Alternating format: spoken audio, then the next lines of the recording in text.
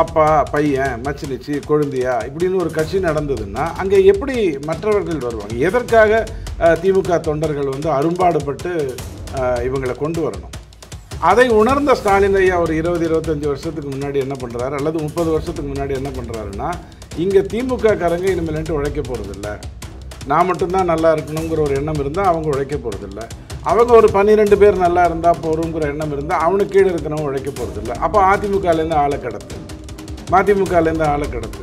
அதுதான் திமுகவில் நடந்தது. 5 வருடத்துக்கு மேலே ஒரு நாள் கூட சட்டமன்றத்தில் இல்லாத திமுகவை 2019, 21, 24ன்னு 3 தேர்தலில் வெற்றி பெறுவதற்கான வாய்ப்புகளை கொடுத்துட்டோம். இதற்கப்புறமும் அதை நீங்கள் அனுமதிச்சிங்க அப்படின்னு சொன்னால் இந்தியாவிலிருந்து தமிழ்நாட்டை துண்டாக்குகின்ற வேலையை ரொம்ப அழகாக செஞ்சுருவாங்க.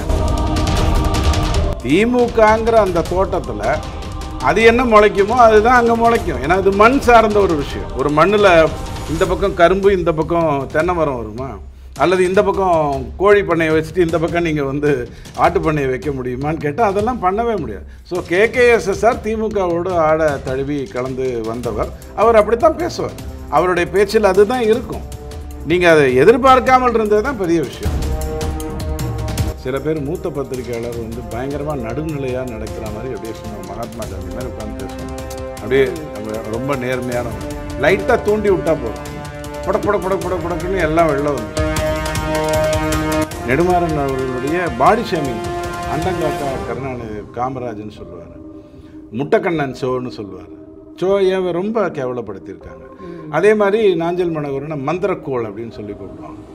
இது எல்லாம் நடந்துகிட்டு இருக்கு, இந்த சண்டையெல்லாம் நடந்துட்டு இருக்கு. திடீர்னு பார்த்தா ஒரு நாள் நாஞ்சல் மனோகரன் கருணாநிதி ஐயா பக்கத்தில் உட்காந்துருக்காங்க. கருணாநிதி ஐயா பயங்கரமாக நாஞ்சல் மனோகரனை பாராட்டுறாரு. இது எங்கே நடக்கும் அப்படின்னு கேட்டிங்கன்னா திமுக. ராஜராஜ சோழன் விழாக்கு கூப்பிட்டாங்க. அங்கே வந்து ஆட்சி போயிடுங்கிறதுக்காக ஒரு 3 நாள் ஹாஸ்பிட்டலில் உட்காந்துட்டு எல்லா வேலையும் பண்ணிட்டு திருப்பி வர்றதுன்னா அது மனித இயல்பு. அதில் எனக்கு ஒன்றும் வருத்தங்களே இல்லை. ஸ்டாலின் அவர்களை சொல்கிறீங்க? இல்லை நடந்ததுனால போனால் பதவி போயிடும் அப்படின்னு கருணாநிதியை போனார். நான்லாம் பகுத்தறிவாதின்ட்டு போனார், ஆட்சி ஊற்றிக்கிச்சு. அதனால் எல்லாருக்கும் நல்லா தெரியும், அங்கே போய் நேர்மையற்றவர் நடந்தால் ஆட்சி போயிடும் தெரியும். அது வேற கருத்து. ஏழை குழந்தைகளின் அடிப்படை கல்விக்காக உதவ singleteacherschools.org இணையதளத்தை தொடர்பு கொள்ளுங்கள்.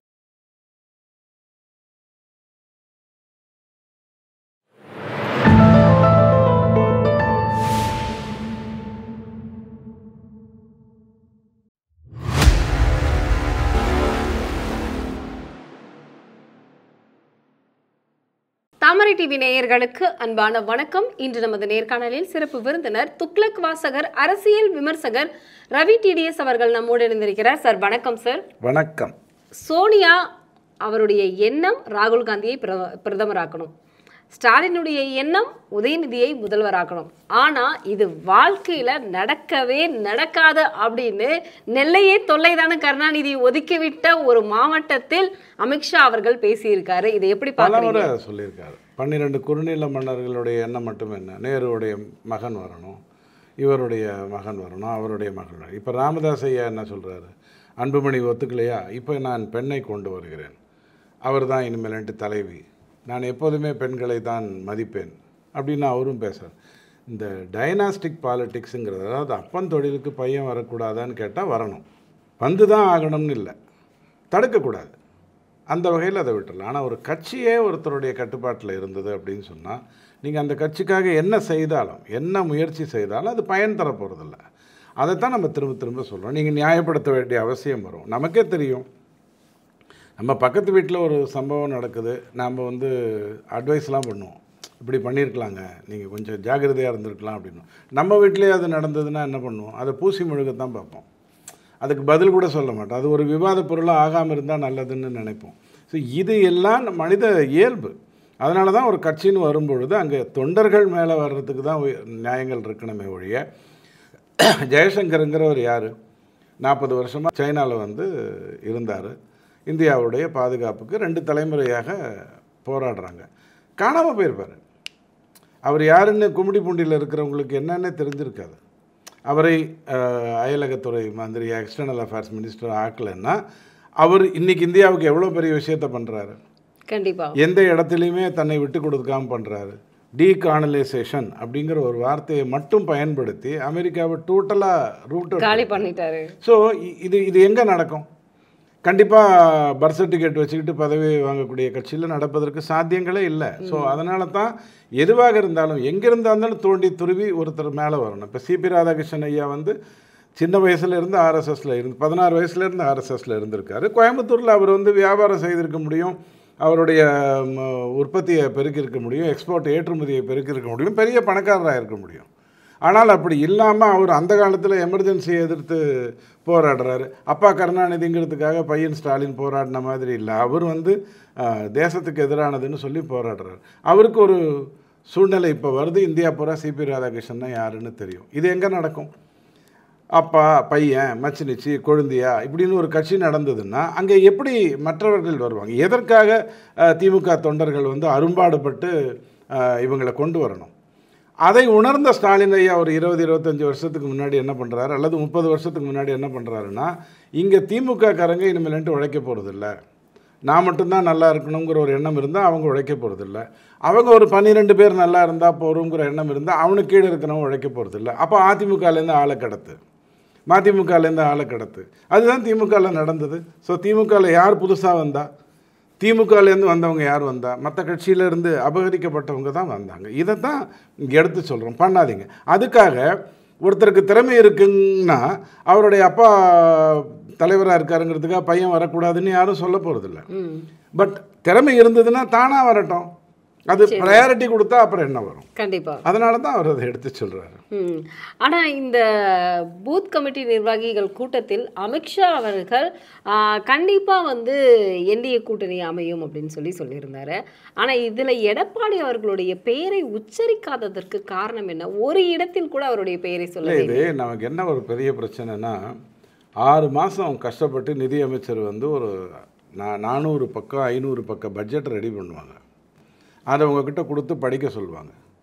நீங்கள் அதில் பார்த்தீங்கன்னா தமிழ்நாடுங்கிற பேர் வந்து 440 முறை வரும், அல்லது 420 கூட வரும். ஆனால் அதில் பார்க்க மாட்டீங்க. அவங்க ஒரு 1.5 மணி நேரம் பேசுகிறாங்க இல்லையா, பட்ஜெட்டில் பேசுகிறாங்க இல்லையா, அதில் பேர் இல்லைன்னு சொல்லுவீங்க. இது தவறான ஒரு அணுகுமுறை. பட்ஜெட்டில் தமிழ்நாட்டை புறக்கணிச்சிட்டு பண்ண முடியுமா? என்டிஏ கூட்டணினா அந்த கூட்டணியில், அதாவது கூட்டணி அப்படிங்கிறது இன்னும் பெருசாக அமையவில்லை. இந்த 2 கூட்டணி பலமாக இருக்கிறது அப்படிங்கறத நம்ம பார்க்க முடியுது. அப்ப அந்த பலமான கூட்டணி அப்படிங்கும்போது பேசுறாரு பிஜேபியினுடைய நிர்வாகிகள் கிட்ட. கரெக்டா?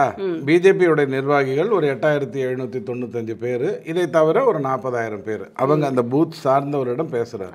அப்ப அந்த இடத்துல அவர் வந்து அதிமுக மாதிரி நம்ம செயல்படணும், அதிமுக போல அற்புதமாக செயல்படணும் அப்படின்னு பேசணுமா, அல்லது யார் பேசினா நல்லது? அண்ணாமலை ஐயா பேசினா இன்னும் அற்புதமாக இருக்கும். அவர் சொல்றாரு எடப்பாடி ஐயாவுடைய தலைமையில் ஆட்சி வரும் சொல்றாரு இல்ல. யார் பேசினா எங்க வைக்கிறோங்கிறது முக்கியம் இருக்கு இல்லையா? இப்ப அவர் தான் எதிரி அப்படின்னு சொல்லிட்டு இருந்த இடத்துல எதிரின்னு இல்ல, மக்கள் பார்வைக்கு இல்ல, ஊடகங்கள் செஞ்ச வேலையே அதுதான். அது வேற விஷயம். அண்ணாமலை சொன்னது, நான் இந்த கட்சியினுடைய தலைவர், இந்த கட்சி வளரணுங்கிறதுக்காக நான் போராடுவேங்கிற அணுகுமுறையில் தான் அவர் போயிட்டு இருந்தார். பட் இன்னைக்கு திமுகவை அகற்ற வேண்டும்னு சொன்னால் திமுகவை யாரெல்லாம் எதிரிகளாக நினைக்கிறார்களோ, ஒரு விதத்தில் சொன்னால் விசிகா கூட, கம்யூனிஸ்ட் கூட, நாத்தாக்கா கூட, தாவேக்கா கூட, இவங்க எல்லாருமே ஒன்று சேர்ந்து தான் அதை எதிர்க்க வேண்டியிருக்கும். ஏன்னா பெரிய அளவில் அதை வளர்த்து விட்டுட்டோம். 5 வருடத்துக்கு மேலே ஒரு நாள் கூட சட்டமன்றத்தில் இல்லாத திமுகவை 2019, 21, 24ன்னு 3 தேர்தலில் வெற்றி பெறுவதற்கான வாய்ப்புகளை கொடுத்துட்டோம். இதற்கப்புறமும் அதை நீங்கள் அனுமதிச்சிங்க அப்படின்னு சொன்னால் இந்தியாவிலிருந்து தமிழ்நாட்டை துண்டாக்குகின்ற வேலையை ரொம்ப அழகாக செஞ்சுருவாங்கங்கிற பயம் அமித்ஷாவுக்கு எப்போ வர ஆரம்பித்ததோ அப்போ தான் அவர் நேராக களத்தில் வந்து இறங்குறார். 6 மாநிலங்களில் பிஜேபி ஆட்சியில் இல்லை, ஆட்சிக்கு வருவதற்கான சாத்தியக்கூறுகள் தெரியல. ஜார்க்கண்டு, வெஸ்ட் பெங்கால், பஞ்சாப், தெலுங்கானா, கேரளா, தமிழ்நாடு. தெலுங்கானாலையாவது வாய்ப்பு இருக்குது, மற்ற இடத்துல தெளிவாக தெரியல. அப்போ ஏன் அவர் தமிழ்நாடை மட்டும் ஃபோக்கஸ் பண்ணுறாரு? இங்கே இன்னும் ரூபாய்க்கு தனியாக ஒன்று கொண்டு வரேங்கிறாங்க. ஒரு 30,000 கோடி 2 பேர்கிட்ட மட்டும் போகுதுன்னு தியாகராஜன் ஐயா சொல்கிறாரு. 1,50,000 கோடி 2 பேர்கிட்ட போச்சுன்னா அதனுடைய ஆபத்து எந்த அளவுக்கு இருக்குங்கிறத அமித்ஷாவால் உணர முடியுது. பிரிவினைவாதம் பேசுகிறாங்க, சம்பந்தமே இல்லாமல் மறுசீரமைப்பை பற்றி பேசுகிறாங்க. நீட்டினுடைய பொருள் தெரியாமல் இப்போ கூட விஜய் கூட அதை பண்ணுறாங்க. இவங்களுக்கு தெரியலை நீட்டு வந்து எந்த அளவுக்கு 70 மார்க் 75 மார்க் 80 மார்க் வாங்கிய அல்லது 50 லட்சம் 1 கோடி மட்டும் சொத்து வைத்து கொண்டிருக்க படிப்புக்குன்னா ஒரு செலவு செய்யத்தான் வேண்டியிருக்கும். அதில் ஒன்றும் மாற்றுக்கிறது இல்லை. உயர் படிப்புன்னு வரும்போது செய்யத்தான் வேணும். 12 வரைக்கும் உங்களுக்கு இலவசமான படிப்பு கொடுக்கறது ஒரு அரசின் கடமை. அது செஞ்சாச்சு. அதுக்கப்புறம் நீங்கள் செலவு செய்து தான் வர வேண்டும். மார்க் அதிகமாக வாங்கி தான் வர வேண்டும். இது எதையுமே புரிஞ்சுக்காமல் எதிர்க்கிறாங்க. அப்போது இவங்களை அகற்ற வேண்டும் அப்படிங்கிற ஒரு சிந்தனையோட யார்கிட்ட பேசுகிறோங்கிறது முக்கியம். இப்போ உதாரணத்துக்கு விவசாயிகளோட உட்காந்து பேசுகிறோம்னு வச்சுக்கோங்க. விவசாயிகள் மாநாடு அமித்ஷா வந்து பேசுகிறாருன்னு வச்சுக்கோங்க. விவசாயம் சார்ந்த விஷயங்களில் திமுக என்ன துரோகம் பண்ணிச்சு, அதிமுக என்ன நல்லது பண்ணிச்சுன்னு சொல்ல முடியும். எந்த வேளாண் சட்டத்தை நீங்கள் வந்து இந்தியாவில் பிஜேபி திரும்ப வாங்கிச்சுன்னு சொன்னீங்களோ, அது ஒரு பெரிய தப்பு, கொண்டு வந்ததே தப்புன்னுலாம் பேசுனீங்களோ, அந்த வேளாண் சட்டம் 2019 தமிழ்நாட்டில் வியாபித்து இருக்கு. இங்கே அது செயல்பட்டு கொண்டிருக்குன்னு திமுகவுக்கு தெரியும், காங்கிரஸுக்கு தெரியும், கம்யூனிஸ்ட்டுக்கு தெரியும். ஆனால் இங்கே உட்காந்துக்கிட்டு நீங்கள் அதை பஞ்சாபில் கொண்டு வந்தது தப்புன்னு பேசினாங்க. ஸோ இவங்களை டீல் பண்ணுற எங்கே உட்கார்றோம், யாரிடம் பேசுகிறோங்கிறது ரொம்ப முக்கியம் இல்லையா? இப்போ ஒரு மகளிர் மாநாட்டில் உட்காந்துக்கிட்டு ராமதாஸ் ஐயாவால் என்ன பேச முடியும்? அங்கேயாவது தன் மருமகளை பற்றி பேசலாம். ஆனால் மருமகள் அடுத்து விட்டு பொண்ணு தானே, அதனால் அந்த பேச்சு வராது. தன் பொண்ணு, தன்னுடைய பேத்தி, அதுதான் வரும். அமித்ஷா அதைத்தான் பண்ணார். யார் பேசினா நல்லதோ அது அவர் கரெக்டாக பேசினார். அதுதான் ரொம்ப முக்கியம். சரி, இன்னைக்கு நம்ம எல்லாருக்குமே தெரியும் இல கணேசன் ஐயாவுடைய மறைவு. அதை நம்ம எல்லாருமே பார்த்துருப்போம். அடுத்தது இப்போ அடுத்த ஒரு தமிழர் அப்படின்னு நம்ம பார்க்கும்போது சிபிஆர் அவர்களை வந்து துணை ஜனாதிபதி பதவிக்கு ஒரு தமிழர் இருந்தால் நல்லாயிருக்கும் அப்படிங்கிறது எல்லாருடைய கருத்து. சரி, இந்த 2 இடங்களை, அதாவது கவர்னராக இருந்த இல கணேசன், சிபிஆராக இருந்து கொண்டிருக்கக்கூடிய இப்போ ராதாகிருஷ்ணன் ஐயா அவர்கள், இந்த 2 இடங்களை நிரப்புவதற்கு தமிழகத்திலிருந்து யாராவது ஒருவர் வர வேண்டும் அப்படின்னு ஒரு பட்டியல் தயாரிப்பதாக, அந்த பட்டியலில் ராஜா சார் அவர்களையும் தமிழிசை சவுந்தரராஜன் அவர்களுடைய பெயரையும் பொன் ராதாகிருஷ்ணன் பெயர்களும் வந்து இருப்பதாக ஒரு தகவல் வெளியாயிருக்கு. இதில் யார் வந்து இந்த இடத்திற்கு வருவார்கள், பூர்த்தி செய்வார்கள்? இந்த பட்டியல் சரியாக இருக்கிறதா? இல்லை, அடிப்படையில் இந்த கேள்வி தவறு. சிபி ராதாகிருஷ்ணன் ஐயாவை தமிழ்நாடு அப்படிங்கிறதுக்காக அவரை தேர்ந்தெடுத்து அனுப்பலை. தேர்ந்தெடுத்து அனுப்பும்போது தமிழ்நாட்டிலேருந்து வர்றவங்க இன்னும் பொறுப்பாக இருப்பாங்கன்னு சொல்லலாம். அதில் எந்த தப்பும் இல்லை. அதுக்காக அவர் அனுப்பலை. அவர் வந்து ஜார்க்கண்ட்லேயும் இருக்கு சரி, கேரளாவில் காயர் போர்ட்லேயும் சரி, இதுக்கு முன்னாடி டேபிள்ஸ் அண்ட் டென்னிஸ் விளையாட்டு விஷயத்திலும் சரி, ஐநா சபையிலும் சரி அவர் அதாவது ஒரு ராஜ்யசபாவுக்கு ஒருத்தர் அனுப்புகிறோம். உதவி ஜனாதிபதினா அவர் என்ன, அவருடைய வேலை என்ன? இப்போ கமல் மாதிரியா? கமலை ராஜ்யசபாவுக்கு அனுப்புறது திமுக யாரை அனுப்பும்? நம்ம எதாவது சொல்ல முடியுமா? அது இப்போது இவர் பின்லாடன் கிட்ட போய் யாரை அனுப்புவேன்னு கேட்டால் பின்லாடன் இன்னொருத்தரை தான் அனுப்புவார். அவர் என்ன ஜவஹர்லால் நேருவையை அனுப்புவார்? அந்த மாதிரி திமுக வந்து கமலஹாசனை அனுப்பிடுச்சு, பரவாயில்ல விட்டுருங்க. ஆனால் இங்கேருந்து நீங்கள் போகும்போது ராஜ்யசபாவை கண்டக்ட் பண்ணக்கூடிய திறன் உள்ளவராக இருக்கணும். அமைதியாக, அதிகம் பேசாத, தெளிவாக அடுத்தவன் கேட்குற இத்தனை குவாலிஃபிகேஷனை வச்சு தான் சிபி ராதாகிருஷ்ணன் ஐயா வந்தார். ஆனால் நீங்கள் கேட்ட கேள்விக்கு பின்னாடி ஒரு காரணம் இருக்குது. இப்போது ராஜா அவர்களுடைய அந்த அரசியல் பயணத்தை யோசித்து பாருங்கள். அவர் இன்றைக்கி இல்லை, 5 வருடம் முன்னாடியே அவரால் கவர்னர் ஆகிருக்க முடியும். அவர் வந்து அவர்கிட்ட என்ன கேட்டிருப்பாங்க, கவர்னர் ஆகணும், நீங்கள் மேகாலயா போகிறீங்கன்னா அப்புறம் தமிழ்நாடு விட்டுட்டு நான் என்ன பண்ணுறதுங்கிற ஒரு யோசனை ராஜாவுக்கு தன்னைத்தானே வரும். ஏன்னா இங்கே ஆழ ஊன்றி என்ன வேலைகள்லாம் செய்யணுமோ அதை பொறுப்பாக செஞ்சுருக்காரு. ஆரம்பத்தில் இருந்தே தன்னுடைய பணியை வந்து எப்படி செய்தால் நல்லதோ அந்த போக்கில் தான் செஞ்சார். தனக்குன்னு ஒரு ரூட் எடுத்துக்கிட்டாரு. அடுத்தவன் விமர்சனத்தை பற்றி கவலைப்படலை. தப்புனா தப்பு, ரைட்டுனா ரைட்டுங்கிற அடிப்படையில் போயிட்டார். இவருக்கு வந்து எப்போவோ வந்திருக்கணும், தமிழிசை அம்மாவுக்கு முன்னாடியே ராஜா அவர்களுக்கு வந்திருக்கணும். ஆனால் எனக்கு தெரிந்து அது கேட்கப்பட்டு, ஏன்னா அவர் தேசிய இதில் பொறுப்பில் இருந்தார், கேட்கப்பட்டு இல்லை நான் என்னுடைய இதை பார்த்துக்கிறத விட இங்கே எனக்கு கொஞ்சம் வேலை இருக்குது அப்படின்னு அவர் சொல்லியிருப்பார். சொன்னதுனால தான் அண்ணாமலைன்னு உங்கள் அரசியல் பாஷையில் சொல்கிறேன், நேற்றுக்கு வந்த ஒரு மாநில தலைவராக ஆகும்போது கூட இணைந்து பணியாற்றுறேன் அப்படிங்கிற ஒரு அடிப்படையில் அதை கொண்டு போனார். நீ யார், நான் யாருன்னு தெரியுமா, நான்லாம் இந்த இவங்க திமுக தற்பெருமை இல்லாமல் இல்லை அடுத்தவனை மட்டப்படுத்துறது தற்பெருமை கூட யதார்த்தமான ஒரு விஷயம். அது சொல்கிறவன் பொறுத்து இருக்குது. அடுத்தவனை நான்லாம் வந்து டெல்லிக்கு போகும்போது நீ அப்போ தான் பிறந்திருப்ப தெரியுமா அப்படின்னு இந்த திமுகலேருந்து பேசுவாங்கள்ல, அதிமுகவில் சில பேர் பேசுவாங்களா, அந்த மாதிரியெல்லாம் அவர் பண்ணதில்லை. அதுதான் ஒரு காரியகர்த்தா. கண்டிப்பாக நீங்கள் அடிப்படையில் ஒரு பிஜேபியிலுடைய பெஸ்ட்டு குவாலிஃபிகேஷன் என்னென்னா இட்ட பணி செய்வது. எதுவாக இருந்தாலும், சார் வரும்போது நான் பார்த்தேன் ஏர்போர்ட்லேருந்து ஒரே குப்பையாக இருக்குது, அதை உடனே நீங்கள் போய் ரெடி பண்ணணும். கண்டிப்பாக அடுத்த 1 மணி நேரத்தில் ஏர்போர்ட்டில் இருப்பாங்க, அங்கே யார் இருக்காங்கன்னு பார்த்துட்டு அதை கிளியர் பண்ணுவாங்க. என்ன போய் குப்பையில் சொல்கிறீங்க அப்படின்னு கேட்குற முட்டாள்களாக யாருமே இருக்க மாட்டாங்க பிஜேபியை பொறுத்த வரைக்கும். ஸோ அதையெல்லாம் தாண்டி வந்திருக்கார்.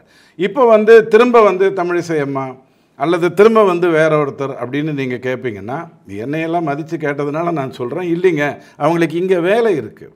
அவங்க வந்துட்டாங்க. 2 ஆளுநர் பதவியை துறந்து அவங்க வந்திருக்காங்க. எதுக்கு வந்தாங்க? ஆளுநர் பதவியில் போய் ஜாலியாக உட்காரணுங்கிறதுக்காக அவங்க போகலை. 2 இடத்துலையுமே அவங்களுக்கு 1000 பிரச்சனை இருந்தது. தெலுங்கானாலேயும் பிரச்சனை இருந்தது, புதுவையிலையும் பிரச்சனை இருந்தது. நல்ல வேலையாக, ஏன்னா அவங்க கிரண்பேடி அனுப்பிட்டு உடனே இவங்களை அனுப்புகிறாங்க. அந்த இடத்துல 1000 பிரச்சனை இருந்தது. அதுக்கப்புறம் இவரெல்லாம் இருந்தார், நம்ம ரங்கசாமி ஐயாலாம் இருந்தார். இணக்கமாக ஒரு நல்ல வேலை நடந்து கொண்டிருந்தது. இப்போ அவங்க வந்து தென் சென்னையை கைப்பற்றி கொடுக்கணும். அப்போவாது தனியாக பாராளுமன்றத்தில் ஒரு தொகுதி தென் சென்னை, இப்போ 6 அசம்பிளியை பிடிச்சி கொடுக்கணும். இந்த வேலைகள்லாம் இருக்குது. ஸோ நீங்கள் ஒரு பிஜேபிக்காரர்கிட்ட மட்டும் நீங்கள் போயிட்டு நாளைக்கு நீங்கள் அமெரிக்கா போகணும், அங்கே போய் இந்த பெட்டியை கொடுத்துட்டு வரணும் அப்படின்னு சொன்னீங்கன்னு வச்சுக்கோங்க, செய்ய மாட்டான். அந்த பெட்டியில் என்ன இருக்குங்கிறதும், நான் இப்போ செஞ்சிட்ருக்கிற இந்த வேலையை விட அது ஏன் நான் செய்யணும், அது ஏன் நான் செஞ்சால் தான் நடக்கும்னு அவன் யோசிப்பான். ஏய் அமெரிக்கா போகலாம் அப்படியெல்லாம் நினைக்க மாட்டான். அதுதான் பிஜேபி. ஸோ ராஜா ஐயாவை பொறுத்த வரைக்கும் பாண்டிச்சேரிக்கே தமிழிசை அம்மா இது பண்ணும்போது ராஜா ஐயா பேர் தான் வரும்னு நினச்சோம். மகாராஷ்டிராவுக்கு அவர் போனால் இன்னும் சிறப்பாக இருக்கும் உண்மையை சொன்னால். ஏன்னா ஹிந்துத்துவா பெரிய அளவில் வியாபித்து இருக்கக்கூடிய ஒரு மாநிலம். ஐயா வந்து போராளிங்கிறது எல்லாருக்கும் நல்லா தெரியும். ஸோ பிஜேபி ஒரு டெசிஷன் எடுக்குதுன்னு சொன்னால் அவசரகதியில் 4 பேரை திருப்திப்படுத்துவதற்காக செய்யாது. ஈவன் இங்கே போனால் அவன் அதை செய்வான் அப்படிங்கிற ஒரு எண்ணம் வந்தால் தான் அதை செய்யும். அந்த வகையில் நல்லது எதுவாக இருந்தாலும் தாமதமாக இருந்தாலும் அதுவும் இவரே புறக்கணித்திருந்து தான் அது நடந்திருக்கும் எனக்கு தெரிஞ்சு. இன்னைக்கு வந்து கேகேஎஸ் சார் வந்து ஒரு பேச்சு, அதாவது நக்கலான பொன்முடி இடத்தை நிரப்பிக் கொண்டிருக்கிறாரா அப்படிங்கிற ஒரு கேள்வி வந்து இருக்கு. நீங்களே பார்த்துருப்பீங்க. காதில் நீ கம்மல் போட்டிருக்கிற, கழுத்தில் நீ செயின் போட்டிருக்கிற, உனக்கெல்லாம் 1000 ரூபா வருமா, அதெல்லாம் தர முடியாது, கிளம்பு அப்படின்னு சொல்லிட்டு விக்கிரவாண்டியில் அமைச்சர் பேசியிருக்கார் ராதாகிருஷ்ணன். கேகேஎஸ்எஸ்ஆர் மட்டும் இல்லை, ஜெயலலிதா அம்மா யாரையெல்லாம், நான் பலமுறை சொல்லியிருக்கேன், யாரையெல்லாம் ஜெயலலிதா அம்மா புறக்கணித்தார்களோ அதுக்கு பின்னாடி ஆழமான காரணங்கள் இருக்குது. ஏற்கனவே ஒரு பேட்டியில் நிறையா அதை நீங்கள் ஆழமாக மைண்டில் வச்சுக்கோங்க. இன்னொரு 10-15 வருடத்துக்கு கூட இது உங்களுக்கு ஞாபகம் இருக்கணும். காரணம் என்னென்னா, ஜெயலலிதா அம்மா எதேச்சாதிகாரமாக பண்ணுவாங்க, அவங்க சர்வாதிகாரியாக செயல்படுவாங்க, யாரையும் மதிக்க மாட்டாங்கன்னெல்லாம் ஒரு கட்டமைப்பு சொல்லுவாங்க. கட்டையவே கிடையாது. She was very sharp and clear. இது ஒர்க் அவுட் ஆகும், இது ஒர்க் அவுட் ஆகாது. அப்படித்தான் அவங்களுடைய செயல்பாடு இருக்கும். மாமன் மச்சாங்கிற பிரச்சனையெல்லாம் அவங்களுக்கு இருந்ததில்லை. இருந்தாலும் அவங்க அதை ஏற்றுக்கொண்டிருக்க போகிறதில்ல. ஏன்னா அவங்க குடும்பத்தை சார்ந்த யாரையும் அதிமுகக்குள்ளே வர வச்சு அவங்க அழகு பார்க்கணும்னு நினைக்கல. இதுதான் தனக்கு சேஃப்டின்னு நினைக்கல. தன்னம்பிக்கையினுடைய உச்சம். கேகேஎஸ்எஸ்ஆர் ஐயாவை பொறுத்த வரைக்கும் அவர் பொன்முடியை ரீப்ளேஸ் பண்ணுறாருன்னு நீங்கள் நினைக்காதீங்க. திமுகங்கிற அந்த தோட்டத்தில் அது என்ன முளைக்குமோ அதுதான் அங்கே முளைக்கும். ஏன்னா அது மண் சார்ந்த ஒரு விஷயம். ஒரு மண்ணில் இந்த பக்கம் கரும்பு, இந்த பக்கம் தென்னை மரம் வருமா? அல்லது இந்த பக்கம் கோழி பண்ணையை வச்சுட்டு இந்த பக்கம் நீங்கள் வந்து ஆட்டு பண்ணையை வைக்க முடியுமான்னு கேட்டால் அதெல்லாம் பண்ணவே முடியாது. ஸோ கேகேஎஸ்எஸ்ஆர் திமுகவோடு ஆட தழுவி கலந்து வந்தவர். அவர் அப்படி தான் பேசுவார். அவருடைய பேச்சில் அதுதான் இருக்கும். நீங்கள் அதை எதிர்பார்க்காமல் இருந்தது தான் பெரிய விஷயம். ஆனால் ஈவே ராமசாமி ஐயா சாதியெல்லாம் ஒழிச்சதுக்கு அப்புறம் ரெட்டி சமுதாயத்தை அப்படியே கட்டி காக்கின்றவர் யாருன்னு கேட்டிங்கன்னா நம்ம தான். இப்போ யாதவ திமுக சர்ச்சையில் கொஞ்சம் ஓய்ந்திருக்கிறதாக நம்ம பார்க்குறோம். ஆனால் இப்போ திரும்பவும் ராதாகிருஷ்ணன் வந்து இந்த மாதிரி நக்கலான ஒரு பேச்சு, ஏயா 1000 ரூபாயை வச்சுதான் இன்னைக்கு ஓரணியில் தமிழ்நாடே திரட்டிட்டு இருக்கிறோம், நீ என்ன திரும்பவும் வந்து ஆரம்பிச்சிட்டியா ஓசி பஸ் மாதிரி அப்படிங்கிற மாதிரி ஒரு இல்லை இல்லை, இது வந்து இயல்பாகவே நடக்கும். நான் விவாதத்தில் கலந்துக்கும் போது கூட சில பேர் மூத்த பத்திரிகையாளர் வந்து பயங்கரமாக நடுநிலையாக நடக்கிற மாதிரி அப்படியே சும்மா மகாத்மா காந்தி மாதிரி உட்காந்து பேசுவாங்க. அப்படியே அவங்க ரொம்ப நேர்மையானவங்க. லைட்டாக தூண்டி விட்டா போகிறோம், புடக்குன்னு எல்லாம் வெளில வந்துடும். ஏன்னா நீங்கள் கொண்டையை எவ்வளோ நாளைக்கு தலையில் வச்ச கொண்டையை வேணால் மறைக்கலாம், இங்கே வச்ச கொண்டையை எங்கேருந்து மறைக்க போகிறீங்க, அது வெளில வந்துடும். ஸோ நான் ரொம்ப இயல்பாகவே அதை பார்த்துருக்கேன். இவங்க பேச்சு எல்லாமே இப்படி தான் இருக்கும், அநாகரிகமாக தான் இருக்கும். காரணம், தனக்கு மேலே இருந்தவங்களை தீக்கா தொடங்கப்படும் போதோ அல்லது நீதி கட்சி தொடங்கி ஈவே ராமசாமி அதில் வந்து சேர்ந்த பிறகு தனக்கு மேலே இருக்கிறவங்களெல்லாம் சிறுமைப்படுத்தி, அசிங்கப்படுத்தி, கேவலப்படுத்தி, மட்டுப்படுத்தி, நையாண்டி செய்து அவர்களை கீழே இறக்கிட்டு இவங்க வந்து பார்த்தியா என்ன கைட்டா நீ வந்துட்ட அப்படின்னு சொல்லக்கூடிய கேவலமான விஷயங்கள் தான் உங்களுக்கு முதல்ல நடக்குது. நீங்கள் அவங்கக்கிட்ட ஒன்றுமே பண்ண முடியாது. நீங்கள் வேறு என்ன எதிர்பார்ப்பீங்க? யாரையாவது அவங்க புகழறாங்கன்னு சொன்னால், ஒரு பேச்சுக்கு சொல்கிறேன், உங்களுக்கு ஞாபகம் இருக்கிறதுக்கு வாய்ப்பு இல்லை, நாஞ்சில் மனோகரன் ஒருத்தர் இருந்தார். அவர் வந்து எம்ஜிஆர் வந்தபோது அவர் அதிமுக போயிட்டார்.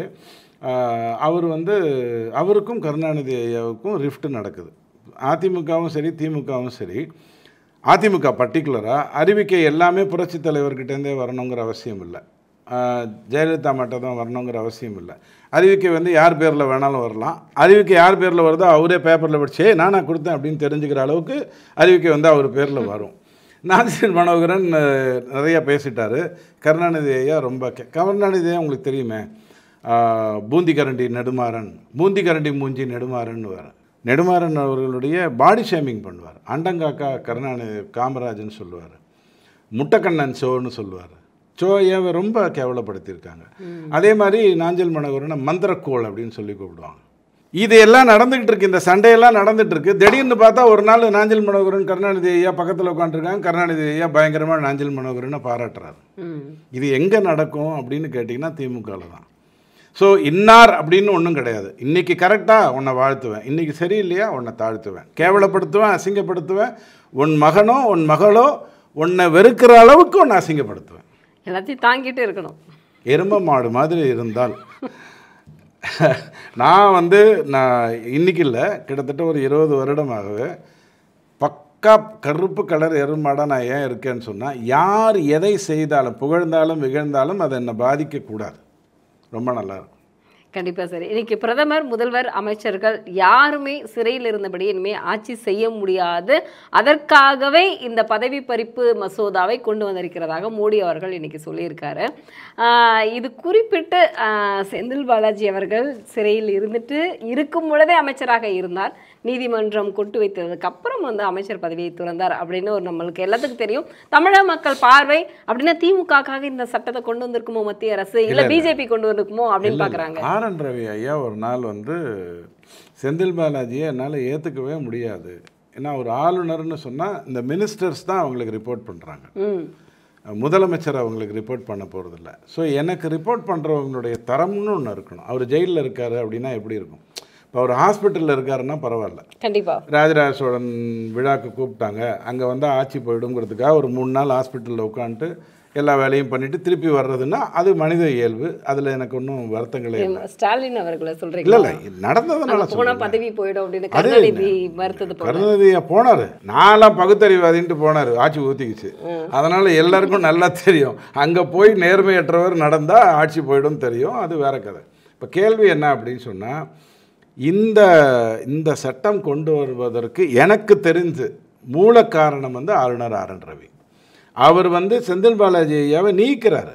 ஆளுநருக்கு நீக்கும் உரிமை இல்லைன்னு இவங்க சண்டை போடுறாங்க. பெரிய விஷயத்தை கொண்டு வராங்க. கூட கோர்ட்ல போயிட்டு இருக்கே வாதம் போயிட்டு இருக்கு சொல்றாங்க. அப்போ இவர் உள்துறை அமைச்சர்கிட்ட பேசுறாரு. பேசிட்டு ஓகே தொலையுது அப்படின்னு விடுறாரு. அப்போ தான் இந்த சட்ட டிராஃப்ட் வர ஆரம்பிக்குது. ஒரு ஆள் ஜெயிலுக்கு அனுப்பிட்டாங்க. ஜெயிலுக்கு அனுப்பினதுக்கு அப்புறம் அவர் நாட்டினுடைய அமைச்சராக இருப்பார்னு சொன்னால், பேச்சுக்கு சொல்கிறேன், எங்கள் அப்பா ஜெயிலுக்கு போனாலே எனக்கு எப்படி இருக்கும்? ஒன்றா எங்கள் அப்பா மேலே எனக்கு நல்ல நம்பிக்கை இருக்கும், சமுதாயத்தின் மேலே கோபம் வரும். அல்லது எங்கள் அப்பா இப்படி ஒரு தப்பு பண்ணிவிட்டு எங்கிட்ட நடிச்சிருக்காருன்னா எங்கள் அப்பா மேலே எனக்கு ஒரு கோபம் வரும். ஸோ ஜெயிலுக்கு போகிறதுங்கிறது ஏதோ ஜாலியாக எங்கேயோ சுற்றிட்டு வர்றதா கிடையாது. அதுக்கப்புறமும் நான் அமைச்சராக இருப்பேன். அவர் போயிட்டு இப்படி வாரண்ட் வாங்கிட்டு வந்த உடனே அவர் அமைச்சர் ஆக்கிடுவேன், உடனே கவர்னர் ஆக்கணும். பொன்முடி ஐயாவுக்கு அப்படி தான் பண்ணுறாங்க, உடனே ஆக்கணும். 2வது முறை அவர் போய் சுப்ரீம் கோர்ட்டில் அப்படி இப்படி மேனேஜ் பண்ணிட்டு வந்துட்டார். ஏன்னா அவர் தொழிலில் எவ்வளோ வருஷமாக இருக்கார் இல்லையா, அவர் கரெக்டாக போய் மேனேஜ் பண்ணி தப்பிச்சுட்டு வந்துட்டாருன்ன உடனே நீ இந்துக்களுக்கு எதிராக பேசின, அதனால் உனக்கு நான் கொடுக்க மாட்டேன், பதவியை இறக்குவேன். ஸோ பதவியில் வைத்திருக்கிறதுக்கு ஒரு நியாயம் இல்லை, எடுக்கிறதுக்கும் ஒரு நியாயம் இல்லை. நீ தப்பா நான் இறக்கிடுவேன். கட்சிக்கு எதிராக இருக்கியா, உதயநிதிக்கு எதிராக இருக்கியா, உன்னை நான் தூக்கிடுவேன். இந்த மாதிரியான அணுகுமுறையெல்லாம் செல்லாது. இது ஒரு பக்கம். இன்னொரு பக்கம் நம்ம கெஜ்ரிவால் உலக நாயகன். அவர் உலக நாயகன்னா கமல்கிட்ட போயிடாதீங்க. அவர் கெஜ்ரிவால் நேர்மையின் சின்னம். அவர் சாராய ஊழலில் போய் அசிங்கமாக மாட்டுறாரு. மாட்டினதுக்கு அப்புறம் கோர்ட் என்ன பண்ணுது, அவரை நீங்கள் தேர்தல் போய் பாருங்கள், ஏன்னா இந்த மக்களுக்காக நீங்கள் போராட வேண்டிய அவசியம் இருக்குதுன்னு அனுப்புது. அங்கே போய் அவர் என்ன சொல்கிறாரு, பார்த்தீங்களா என்னை ஜெயிலில் வச்சுட்டாங்க, நான் ஜெயிச்சா தான் ஜெயிலேருந்து என்னால் வெளில வர முடியும், அதுக்காக நீங்கள் எனக்கு ஓட்டு போடுங்கன்றாரு. இதை விட கேவலமாக ஒரு ஓட்டை யாரும் கேட்க முடியாது. ஸோ இதையெல்லாம் பார்த்த ஒரு சிச்சுவேஷனில் இல்லை இது நல்லா இல்லை. தண்டனைன்னு ஒன்று வந்துருச்சா, 30 நாள் வரைக்கும் உன்னால் ஒன்றும் பண்ண முடியலையா, தயவு செஞ்சு அமைச்சர் பதவியிலேருந்து விலகிடு. சொல்லப்போனால் எம்பி பதவி எம்எல்ஏ பதவியை நீக்கிட்டு நீ போய் கரெக்ட் பண்ணிட்டு வான்னு சொல்லணும். அதுதான் இயல்பான ஒரு விஷயம். கலோக்கியலாக சொல்கிறேன், முடி வெட்டிட்டு வந்தாலே குளிச்சுட்டு வீட்டுக்குள்ளே வரணுங்கிற ஒரு திட்டம் ஏன் வந்ததுன்னு சொன்னால், முடி தான் நம்ம உடலில் இருக்கக்கூடிய டெட் ப்ராப்பர்ட்டி. அதுக்கு அடுத்தது வந்து நம்ம தோல். பிச்சு போட்டிங்கன்னா அது டெட் ப்ராப்பர்ட்டி. டெட் ப்ராப்பர்ட்டியை வெளியில் கொண்டு போய் கொடுத்துட்டு வந்திருக்கீங்க. அங்கே அந்த மாதிரி பலருடைய இது வந்திருக்கும். அதில் ஏதாவது கிருமிகள் மாட்டியிருக்கும். அதனால் குளித்து விட்டு வான்னு சொல்கிற மாதிரி தான் தண்டனைன்னு கொடுத்துட்டாங்களா, தயவு செஞ்சு வெளில போ, திருப்பி வா, முடிச்சுட்டு வெளில வா.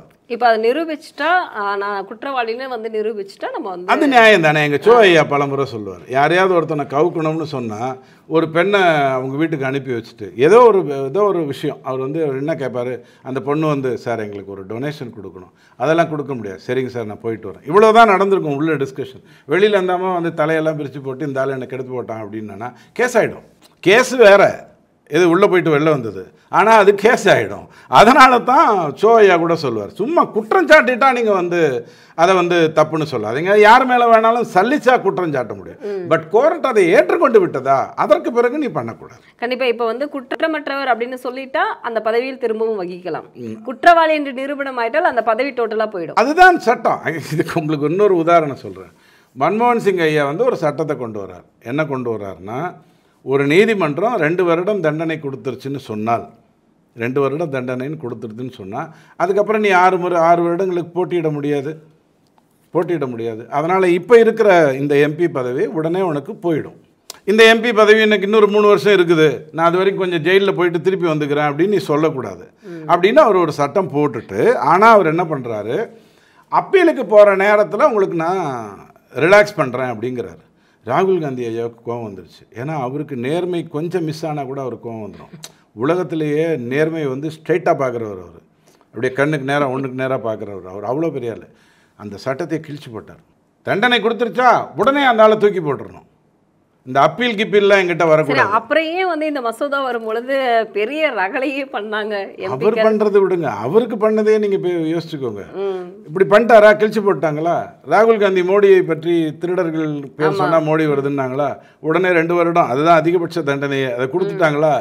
அப்போ யார் கிழிச்சு போட்டது? ராகுல் காந்தி தான். இப்போ யார் வடையை விட்டு வெளில போகணும்? அவர் தானே போகணும். கோர்ட்டு தண்டனை கொடுத்துருச்சுல்ல, no no no no no எல்லாத்தையும் அழிச்சு பரோட்டா சூரி மாதிரி திரும்பி முதல்லேருந்து கோடை போடுன்னு சொன்னது ராகுல் காந்தி ஐயா. ஸோ இந்த சட்டத்துக்கு பின்னாடி இத்தனை வரலாறு இருக்கு. இது நேர்மையாக அணுக வேண்டிய ஒரு விஷயம். ஏங்க, நான் ஆட்சியில் இருக்கேன், 18 மாநிலத்தில் ஆட்சியில் இருக்கேன், 3வது முறையாக பாராளுமன்றத்தில் நான் இந்திய தேசத்தை ஆண்டு கொண்டிருக்கேன். நான் இந்த சட்டத்தை கொண்டு வர்றேன்னா உங்களை அடிக்கிறதுக்காக கொண்டு வருவேன், நான் நேர்மையாக இருக்கிறதுக்காகவும் அதை செஞ்சு தான் ஆகணும். இதில் என்ன தப்பு இருக்கு?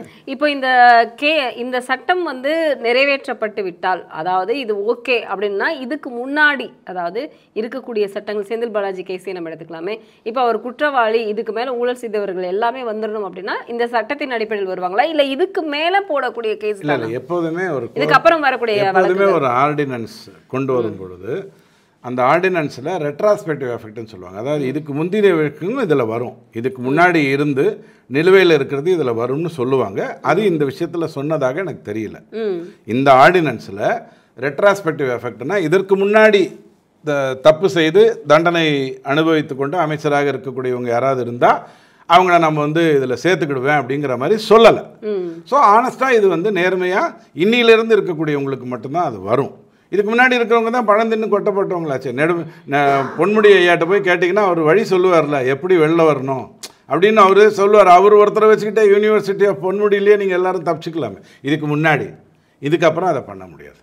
ஒன்றே ஒன்று சொல்லட்டுமா, இப்போ இந்த தர்மஸ்தலாவில் நடந்திருக்கிற ஒரு அநியாயம் எடுத்துக்கோங்க. பிணங்களை மனிதர்களை கொன்று விட்டு புதைத்தோம்னு ஒருத்தன் சொல்கிறான். தர்மஸ்தலாங்கிறது எத்தனையோ வருடம் நான் போயிருக்கேன். 35 வருடத்துக்கு முன்னாடி நான் தர்மஸ்தலா போயிருக்கேன். சாப்பாடு வந்து அன்னதானம்ங்கிறது வந்து அப்படி நடக்கும், அப்படியே கௌரவமாக நடக்கும். இங்கே வந்து இப்போ நான் தான் பிச்சை போட்டேன் அப்படின்னு சொல்லுவாங்களே, அந்த மாதிரியெல்லாம் இல்லை, அப்படி நடக்கும். பெரிய புண்ணிய பூமி அது.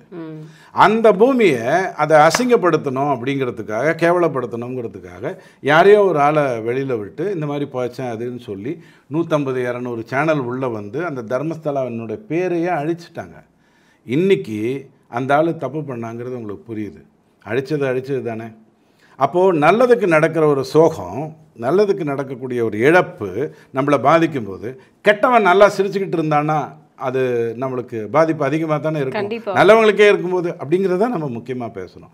ரெண்டாவது, நேற்றைக்கும் சரி இதுக்கு முன்னாடியும் சரி, அதுக்கு முன்னாடி நான் உங்ககிட்ட பேசும்போதும் சொல்லியிருக்கேன், 11 வருட மோடி ஆட்சியை பற்றி பேசும்போதும் சொல்லியிருக்கேன், ஜிஎஸ்டி நல்லா கலெக்ட் ஆகிட்டு வருது, நேர்மையாக கலெக்ட் ஆகிட்டு வருது. எங்கள் முப்பாட்டன், எங்கள் அப்பா, எங்கள் தாத்தா, நான் ஒரு 10 வருஷத்துக்கு முன்னாடி கட்டின எந்த டேக்ஸும் அரசாங்கத்துக்கு போனதான்னு எனக்கு தெரியாது. எங்கிட்டேருந்து டேக்ஸ்ன்னு வசூலித்தாங்க, உங்கள்கிட்டேருந்து வசூலித்தாங்க, ஆனால் அரசுக்கு போகல. ஜிஎஸ்டி வந்ததுக்கப்புறம் அப்படி தப்பிக்க முடியாது. நான் தப்பு பண்ணேன்னா நீங்கள் காட்டி கொடுத்துருவீங்க. நான் ஒரு நாளைக்கு 40 இட்லி தான் விற்றுதுன்னு சொன்னால், நீங்கள் எனக்கு 4 மூட்டை அரிசி கொடுத்தேன்னு சொல்லிட்டீங்கன்னா நான் மாட்டிப்பேன். இப்போ ஜிஎஸ்டிலேருந்து வரலன்னும் போது இன்னும் கொஞ்சம் நாளில் இலவச பேருந்து, இலவச அலைபேசி, இலவச நிறைய விஷயங்கள், அதாவது எதெல்லாம் அத்தியாவசியமோ ஒரு மனுஷனுக்கு அதில் அவனு செலவு பண்ணக்கூடாதுங்கிற ஒரு விஷயம் வரும். அதற்கு ஒரு முன்படியாக இப்போ நேற்றுக்கு என்ன நடந்திருக்குன்னு கேட்டால், டேக்ஸுங்கிறது 2 தான்னா, ஒன்று 5%, இன்னொன்று 18%. ஒரு செருப்பு வாங்குறியா 1000 ரூபாய்க்கு கம்மியா 5%, ஒரு செருப்பு வாங்குறியா 1000 ரூபாய்க்கு மேலேயா 18%. இந்த மாதிரியான ஒரு விஷயத்தை கொண்டு வந்திருக்காங்க. இதெல்லாம் மக்களிடம் ஆழமாக போய் சேர வேண்டிய ஒரு விஷயம். கேகேஎஸ்எஸ்ஆர்லாம் நல்லா இருப்பார், இன்னும் ரொம்ப நாளைக்கு நல்லா இருப்பார். என்ன 2026 தோற்றுருவார், இதுக்கப்புறம் திருப்பி 31 முயற்சி பண்ணுவார். நாம் கொண்டு சேர்க்க வேண்டிய விஷயங்கள் இந்த மாதிரியான நல்ல விஷயங்கள் இருக்குது.